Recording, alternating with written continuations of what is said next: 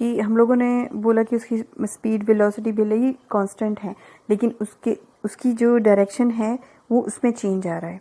तो अगर मैग्नीट्यूड या वेलोसिटी मैग्नीट्यूड या डायरेक्शन किन्हीं दोनों में से किसी एक भी चीज़ में अगर चेंज आता है तो हम लोग ये बोलते हैं दैट वेलोसिटी इज चेंजिंग, या तो मैग्नीट्यूड में चेंज हो या फिर डायरेक्शन में चेंज हो।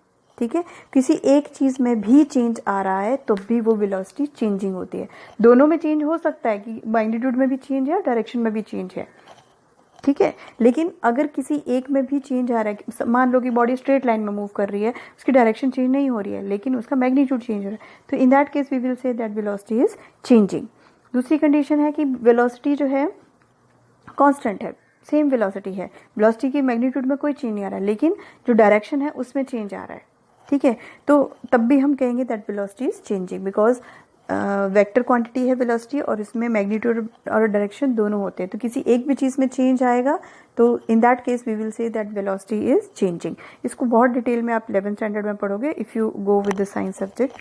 अब एक चीज़ और होती है, अब इसकी वेलोसिटी की डायरेक्शन क्या होती है, कैसे चेंज हो रही है। आप मुझे पूछो कि मैम इसकी वेलोसिटी कैसे चेंज हो रही है, तो ये एक चीज़ और हायर स्टैंडर्ड में आप और डिटेल में पढ़ोगे। तो आपको एक चीज़ ध्यान में रखनी है कि कोई भी बॉडी जब सर्कुलर मोशन में होती है, ठीक है, तो सर्कुलर मोशन में जब भी होती है तो किसी भी पॉइंट के ऊपर, अगर इस पॉइंट की मैं बात करूं, इस पॉइंट के ऊपर अगर मुझे वेलोसिटी फाइंड आउट करनी हो तो वो क्या होगी, परपेंडिकुलर टू दिस पॉइंट। अगर इस पॉइंट पे मुझे वेलोसिटी फाइंड आउट करनी है तो क्या होगी, परपेंडिकुलर दिस पॉइंट। इस पॉइंट पे मुझे करनी है तो क्या होगी, परपेंडिकुलर। ठीक है, अब ये इस तरह से ऑब्जेक्ट मूव कर रहा है या इस तरह से मूव कर रहा है या इस तरह से मूव कर रहा है, डिपेंडिंग अपॉन, लेकिन उसी पॉइंट के ऊपर परपेंडिकुलर डायरेक्शन में उसकी वेलोसिटी होती है।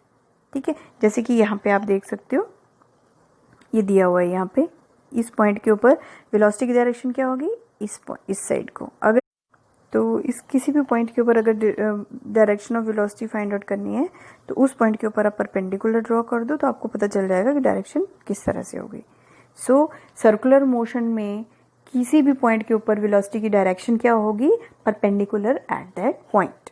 ठीक है, अब तो एक चीज़ और देख लो, तो अब हमको पता है कि सर्कल का सर्कमफ्रेंस क्या होता है, अपने मैथ्स में पढ़ा है, विच इज़ 2πr।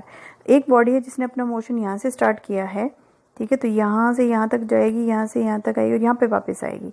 ये इनिशियल पॉइंट था, इसने ये पूरा डिस्टेंस कवर किया, फिर इनिशियल पॉइंट पे आएगा, फिर ये पूरा डिस्टेंस, तो ये पूरा जो है हमारे लिए ये डिस्टेंस हो गया, जो इसने इनिशियल पॉइंट से स्टार्ट किया फिर उस पर पहुँचा। तो ये जो डिस्टेंस हो गया हमको मालूम है कितना होता है, 2πr।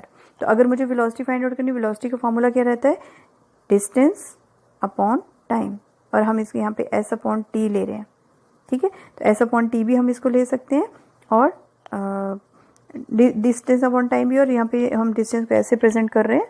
So v is equals to s upon T, so which is equals to, अब डिस्टेंस कितना होगा सर्कुलर मोशन में एक बॉडी का, 2πr और t एज इट इज। तो कोई भी बॉडी अगर सर्कुलर मोशन में है तो उसकी वेलोसिटी का फॉर्मूला क्या होगा, 2πr अपॉन t। ठीक है, because t is the, t क्या है, एक सर्कल कंप्लीट करने के लिए कितना टाइम ले रही है, t टाइम ले रही है। तो ये हमने मान लिया है कि t टाइम में वो एक रोटेशन कंप्लीट कर रही है। ठीक है,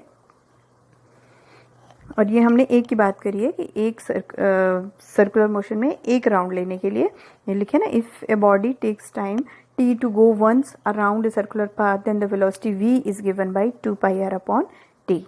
ठीक है, so this was all about circular motion. ठीक है, तो actually I don't know what was the problem with this software, I think some problem was there. तो इसको जो है अभी हम इसलिए वो बीच में ब्रेक हो गया, तो मैं इसलिए 2 पार्ट में इसको अपलोड कर रही हूँ। ठीक है, सो अभी नेक्स्ट वीडियो में मैं आपको इसकी न्यूमेरिकल जो है उसका सॉल्यूशन आपको सेंड करूँगी। ठीक है, सो गो थ्रू